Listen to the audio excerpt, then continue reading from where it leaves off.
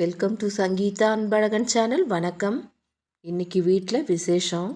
இன்றைக்கி இந்த விசேஷத்தில் பயன்படுத்தின உரத்தை தான் நான் எல்லா செடிங்களுக்கும் கொடுக்க போகிறேன். அது என்னன்னு கேட்குறீங்களா? அது வேறு எதுவும் இல்லைங்க, முட்டை ஓடு தான்.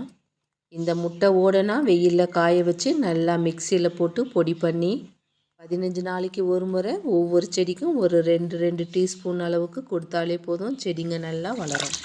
இதே போல் பிரியாணிக்கு நிறைய வெங்காயத்தூள் கட் பண்ணிச்சு அந்த வெங்காயத்தூள் எல்லாம் ஒரு அண்டாவில் போட்டு ஊற வச்சுருக்கிறேன் பாருங்கள். நம்ம வெங்காயத்தூளை ஊற வச்சுருக்கிற அந்த தண்ணியில் செடிங்களுக்கு தேவையான நிறைய சத்துக்கள் இருக்குது.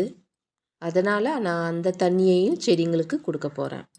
அதே போல் நம்ம சிக்கன் மட்டன் கழுவுற தண்ணி இருக்குது இல்லைங்களா, அதையும் கீழே வேஸ்ட் பண்ணாமல் செடிங்களுக்கு ஊற்றுனா செடிங்க நல்லா வளரும், நல்லா பூ பூக்கும். அதே போல் நம்ம பிரியாணி அரிசி கழுவுற இல்லைங்களா, அந்த தண்ணி, வெங்காயத்தூள், சிக்கன் மட்டன் கழுவுன தண்ணி, இதை எல்லாத்தையும் நல்லா ஊற வச்சு இதை நம்ம ஃபில்டர் பண்ணி செடிங்களுக்கு கொடுக்கறதுனால செடிங்க நல்லா வளரும். செடிங்களுக்கு நம்ம உரம் கொடுக்கறதோட விட்டுடக்கூடாது. பூக்கள் பூத்து முடிஞ்சதும் நம்ம செடிங்களை கட் பண்ணி விடணும். புதிய கிளைங்க மொட்டுக்கள் வைக்கும். அதே போல் நம்ம மாதத்துக்கு ஒரு முறையாவது செடிங்களோட வேர் பகுதியை கிளறி விட்டுனே இருக்கணும்.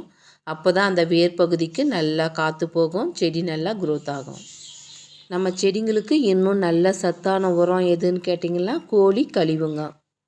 எப்பயுமே நான் சிக்கன் வாங்க போகும்போது கடையில் கோழி கழிவுங்களை கேட்டு வாங்கின்னு வருவேன். அதையும் நான் உரமாக கொடுப்பேன்.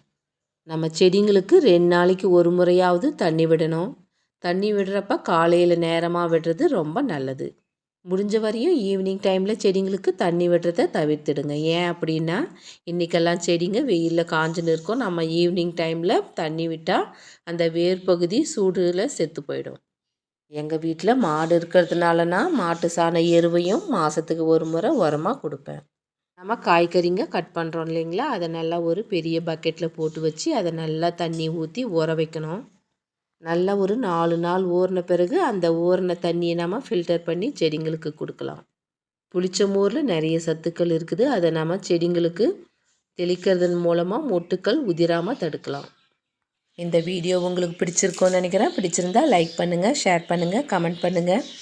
சப்ஸ்கிரைப் பண்ணாதவங்க சப்ஸ்கிரைப் பண்ணுங்கள். மீண்டும் அடுத்த வீடியோவில் சந்திக்கலாம். நன்றி, வணக்கம்.